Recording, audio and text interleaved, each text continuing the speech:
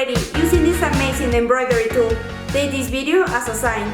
We're talking about the multi-purpose clip frame, and in today's tutorial, you'll watch and learn how to make a small logo on WILCOM, to embroider on a glove, and of course, how to hook this frame. Let's get it!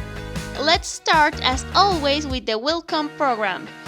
We are going to use the CAMFive EMB logo, so I'll place the image with no background. This time we'll auto-digitize the logo, then remove the background, and it's time to fix the embroidery stitches. We use tatami stitch for the filling and satin stitch for the outline. Only adjust the thread jumps as embroidery order, and that's it. Let's move on to the embroidery machine.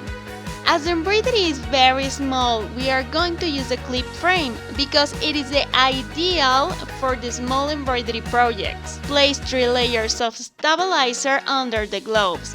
To place the glove, hold the stabilizer with the fabric and open the forceps.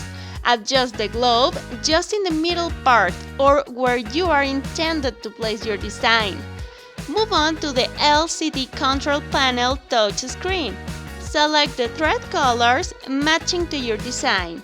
Then select the right frame and save it. The embroidery speed will remain as presets. And push start. There is a frame just for a small garment like gloves, pockets, socks, and even shoes.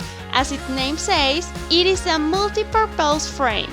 If you want to try it, book a virtual demo. Thank you for watching this video. We hope it has been helpful. Don't forget to subscribe and follow us on social media for more content like this. See you next time.